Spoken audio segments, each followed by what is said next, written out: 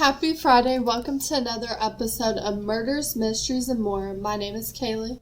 And my name is Desi. Be sure to like and subscribe. Don't forget to hit the bell next to the subscribe button to turn on post notifications. Before we get into this case, we always encourage those who have useful information to any unsolved case, please report it to your local police and sheriff department. Disclaimer: this video is not recommended for persons under the age of 18 years old. It will contain some very graphic details.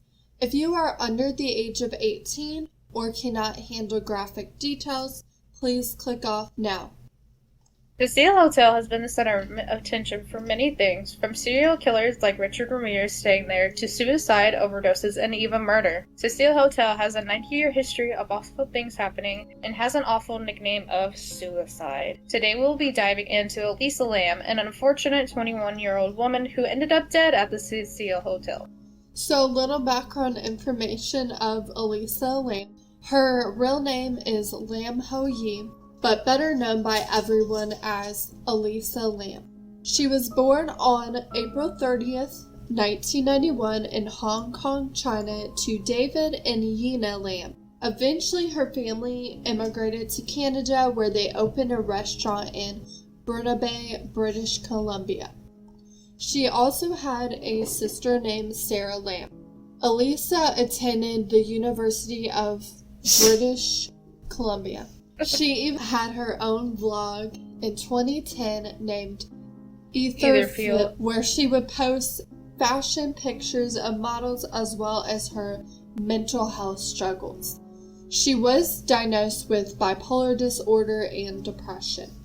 The events leading up to her death, Elisa Lam had decided to go on a solo trip on the West Coast. She had started in Vancouver on January 18th and then moved down to San Diego on January 22nd. Then visited the San Diego Zoo and posted a photo of her trip on social media. She took an Amtrak train from San Diego and reached Los Angeles on January 26, 2013. Days later, she checked into the Cecil Hotel. She shared a room with others on the 5th floor, but then got shifted to her own room due to odd behavior. During this trip, she did call her parents every night and let them know that she was fine. The last place that she was seen was the day before she was supposed to check out, and she had visited a place in Los Angeles called the Last Bookstore. According to the employees at the store, they say she was lively and happy. So, a little bit about Elisa's disappearance. So, after January 31st, Elisa's parents never heard back from her. So, obviously, her parents were concerned, and so they decided to contact the LAPD, and they flew down to Los Angeles to assist. On February 6th, the LAPD decided to hold a press conference regarding her disappearance. February 13th, LAPD decided to release elevator footage of Lam. Basically her in an elevator acting strange, and you can actually find the video on YouTube. Lam never left the hotel, and she never actually went down on that elevator. February 13th, 19 days after she was reported missing, the maintenance guy, his name was Santiago Lopez, he discovered her body in a water tank naked. Guests even were complaining at the time of how the water pressure was too low and the water was dark and discolored. Santiago went to check and noticed the hatch was open, and there is where he found her body floating naked in the tank. Obviously, after discovering her body and after being kind of shaken, he decided to put a do not drink order on the water there. Fully so, because man, if something like that water was nasty anyway. Yeah, it does. I wouldn't have drank that. What the fuck? Right. And to be honest, a lot of water in the US is, we trash it too much. Yeah, especially Los Angeles, their water supply is disgusting. But on June 20th, 4 months after the discovery of her body, the coroner's office issues their findings. Her official cause of death was drowning. Her body was moderately decomposed by the time they found her, and there was no signs of struggle or blunt force trauma. Toxicology reports did reveal she may have been undertaking her medicine, and experts believe she experienced a psychotic episode which led to her death. On September 20th, Elisa's parents filed a wrongful death suit against the Cecil Hotel. I probably would have too. Probably, considering like how she was found and all that stuff, I would have as well, because it's definitely wrongful death. Somebody, could have checked in on her maybe, but they didn't know. And two theories. So one of the theories that is floating around is that Elisa was murdered. First of all, what is strange about this case is her body was found lying naked in the tank. According to some reports, the lid of the tank was actually closed, so there's some mismatching information.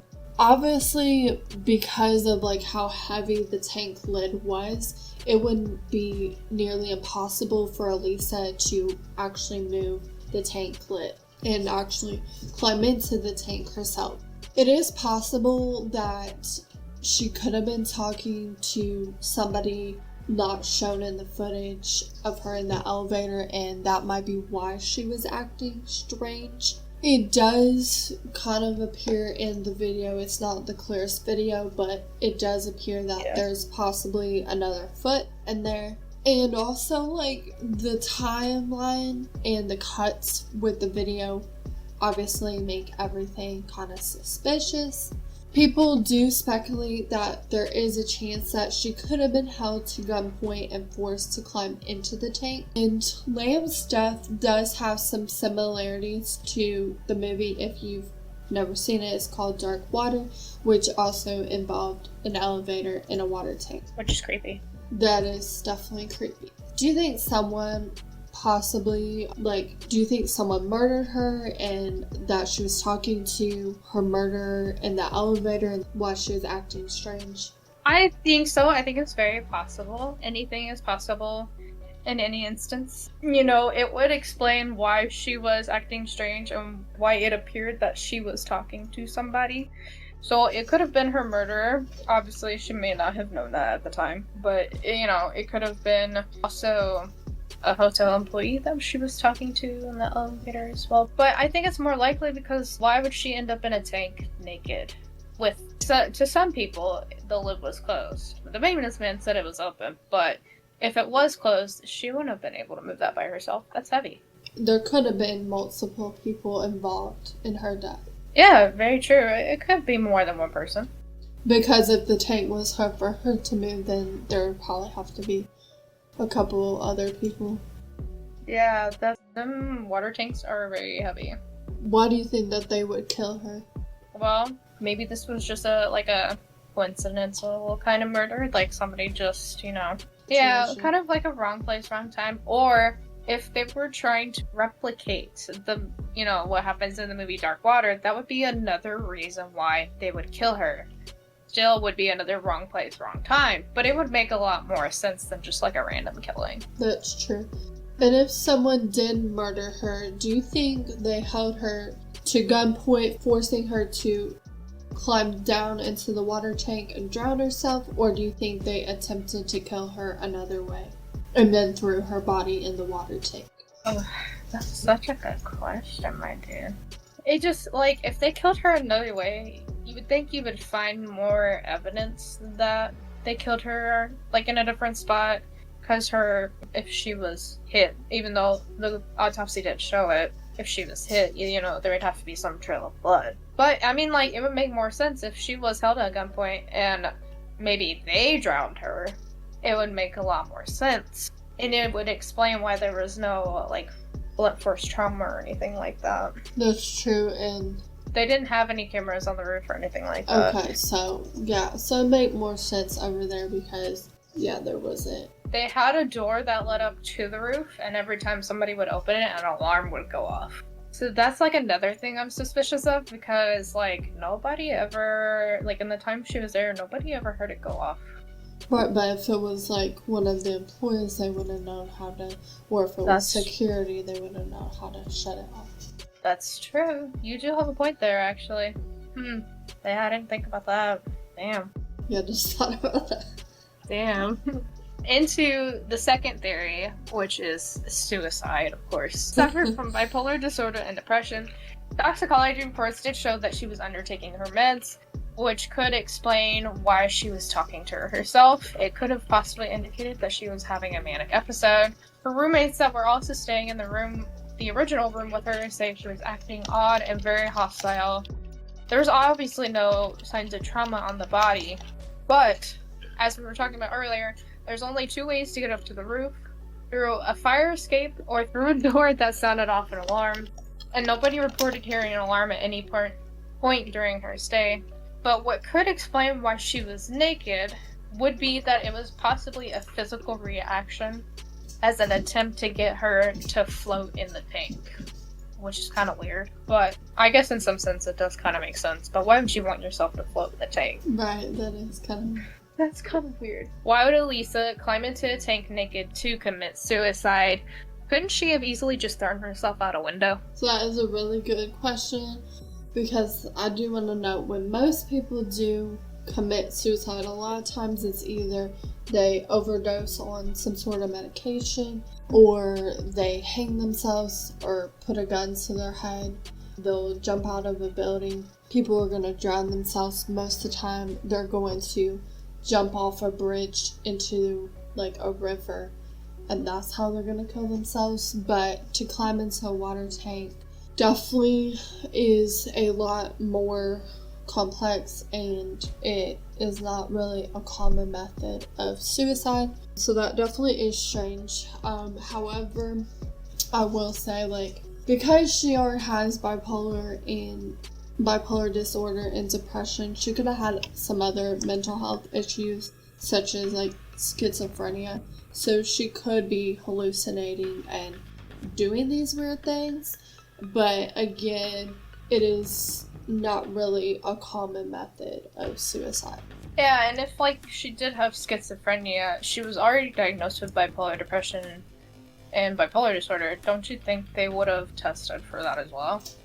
Most of the time they do, but again, there have been sometimes where some people have not always gotten the right diagnosis, like women especially.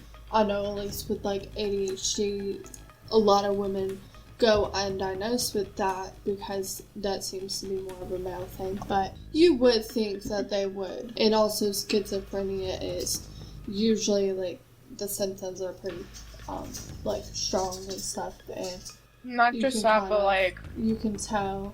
Most of the time, bipolar depression is actually diagnosed with schizophrenia because they kind of go like hand in hand together, which a lot of like mental illnesses do, unfortunately. But yeah, you're right. We just, as a country as a whole, or as a world period, we don't take mental health seriously enough. Right. In some places, if people are on just like on the more mild side, there is a chance it might go undiagnosed. My second question to you is, though, how did she get up onto the roof? And why would she go up onto the roof? Nobody ever heard an alarm or saw anyone climbing a fire escape. That's definitely like a really good question. Pretty much the main way really to get to the roof is through the fire escape stairs, where the alarm should be going off, but maybe it wasn't. There could have been possibly like indoor stairs and a section of them leading to a top door with a lock, and maybe it was unlocked or something. But yeah, it definitely is kind of suspicious for her to get on the roof, because pretty much from most of the information that we have, really you kind of have to go through the fire escape, or you have to have like a lock, or you should at least. So yeah, some dummy might have left that open, who knows. Theory number 3, so this one is for a lot of people going to be, not everybody's going to, obviously believe in this, which is totally fine. I think everybody should have their own opinion, but this one is supernatural. So obviously, like we mentioned, that Cecil Hotel is a hotspot of death. There have been multiple cases of suicides, murders, and overdoses that have happened. there have been 2 serial killers that have stayed at one point, so maybe there could have been a third one.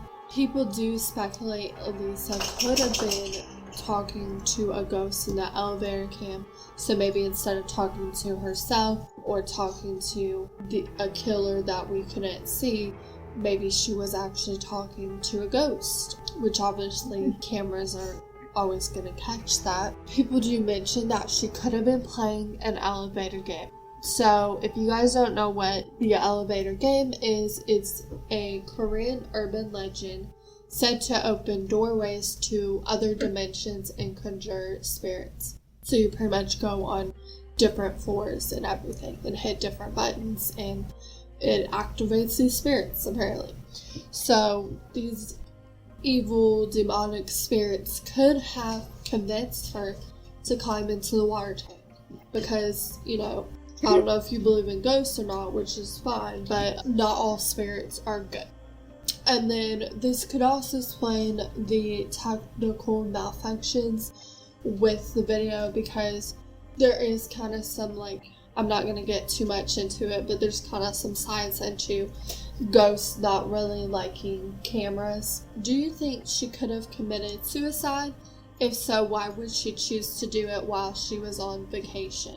Maybe it just seemed like the perfect opportunity for her at the time. Maybe she didn't want to commit suicide at home. That's true, and like she was away from her family. Yeah, she was away. You know, like, it's more convenient for her to commit suicide where she's by herself versus around family. And do you believe that something supernatural could be responsible for her death? And do you think she was playing this so-called elevator game? Like, I can't rule it out. Supernatural things do happen.